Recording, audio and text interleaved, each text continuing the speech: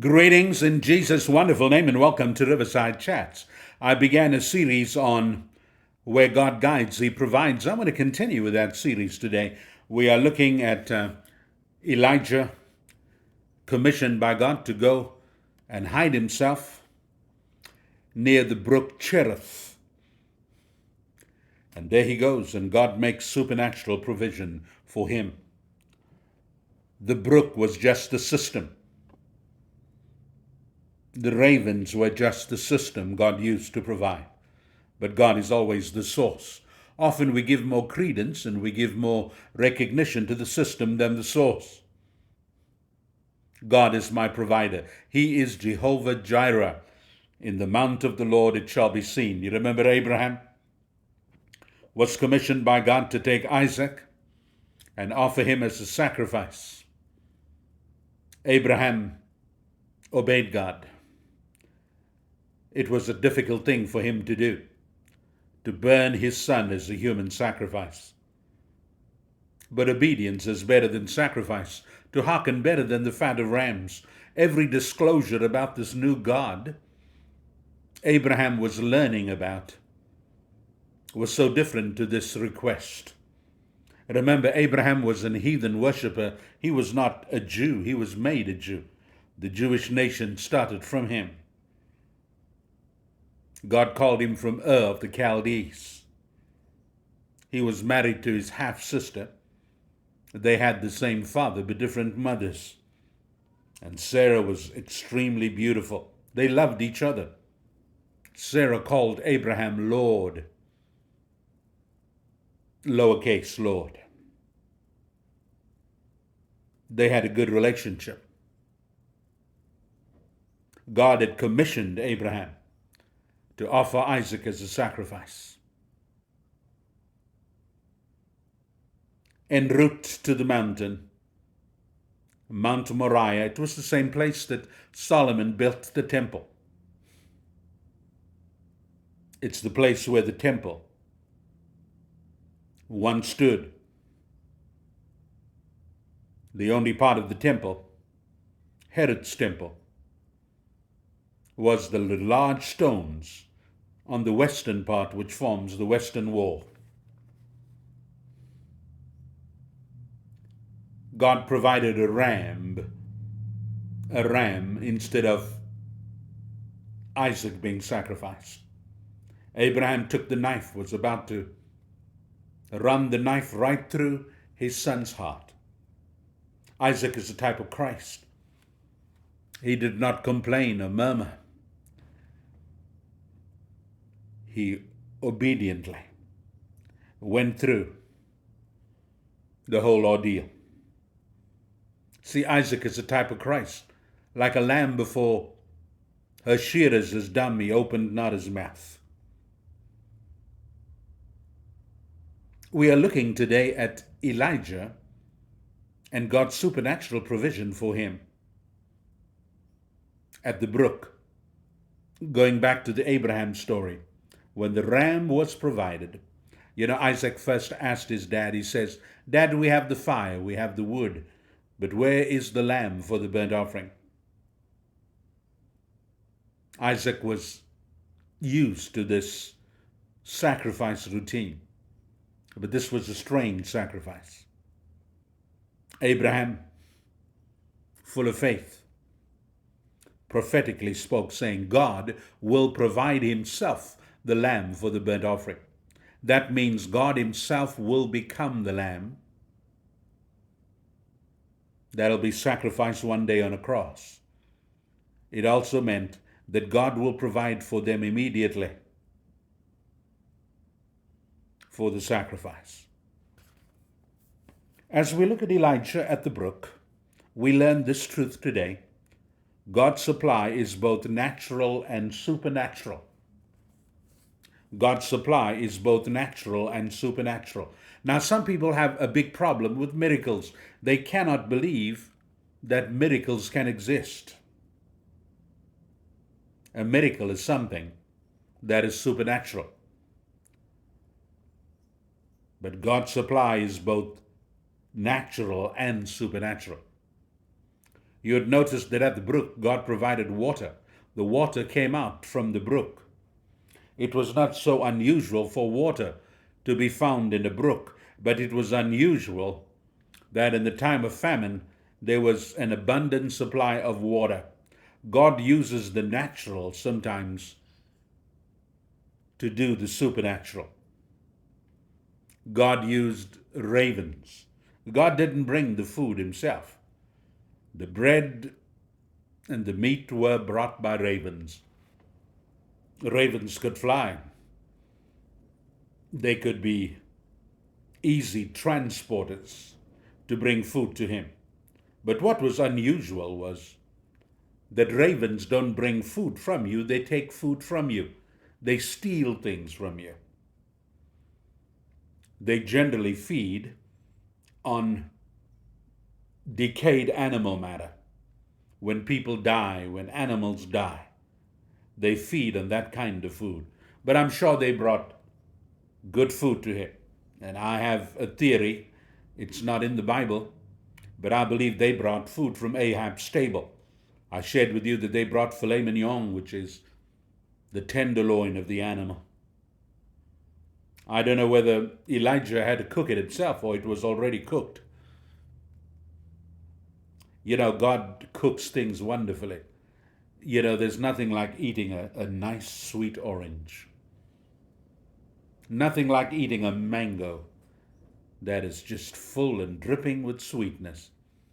God just knew how much of flavoring to put in there. It's natural. It's awesome. I think of all the fruit. I love fruit a lot. I was eating a banana the other day, and I eat quite a lot of bananas for potassium. They say don't eat the bananas ripe because they are a source of sugar, and if you're a diabetic, it can put your sugar right up. But you know, while these things may contain sugar, it's better to have natural sugar than have just something that's unnatural. Here in America, we eat a lot of processed food. R.K. Jr., Robert Kennedy, son of Bobby Kennedy, is aligned himself with President Trump, and we don't know the outcome of the election. Actually, the taping of this program is on the day of the election. And if President Trump comes in, he has a big initiative to make our food here more pure.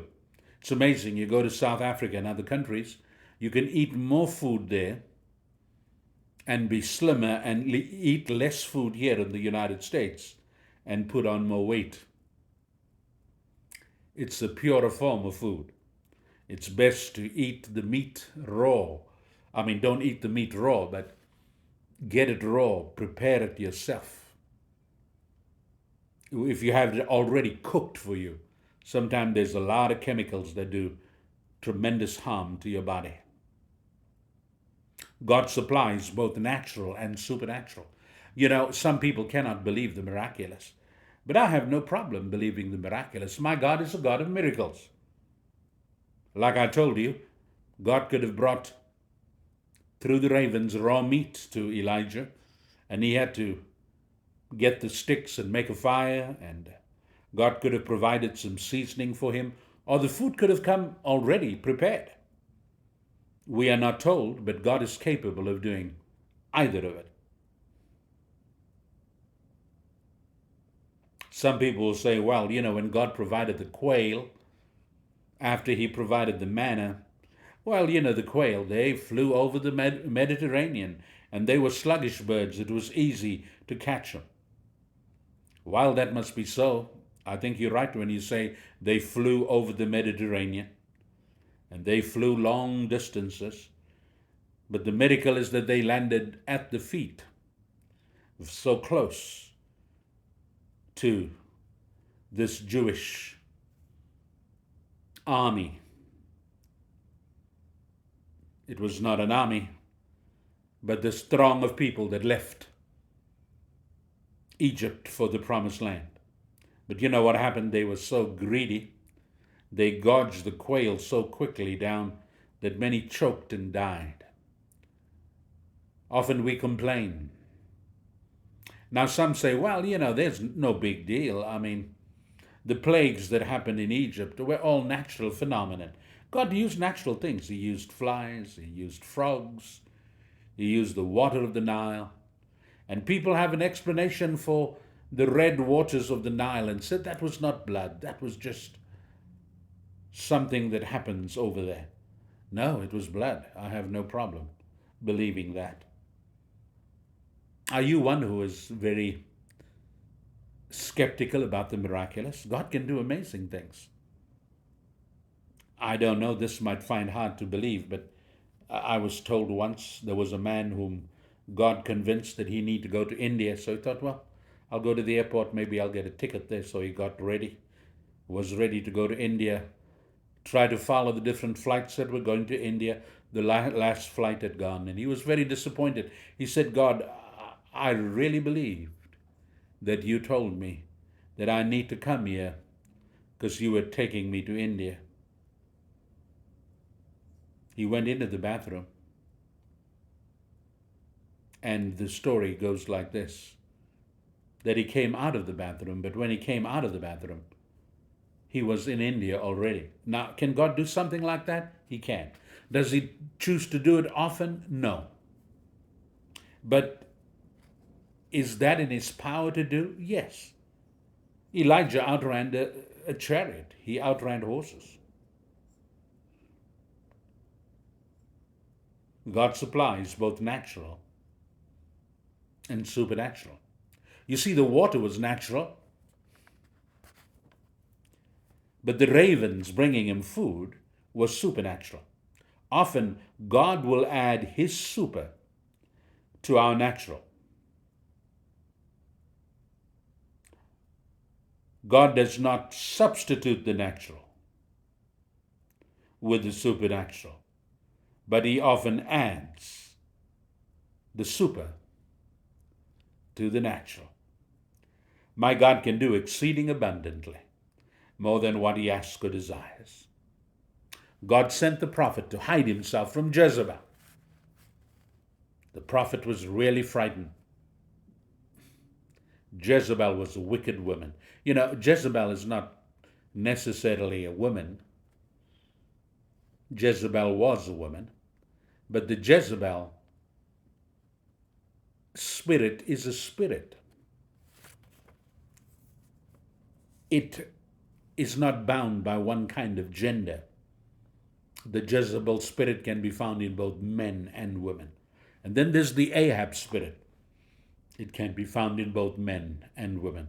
You see, the Ahab spirit allows manipulation. The Jezebel spirit will control and manipulate. We learned in this short session regarding how God supplies both natural and supernatural. The natural part was water from the brook. The supernatural part was the ravens bringing food daily, bread and meat. God bless you and love you.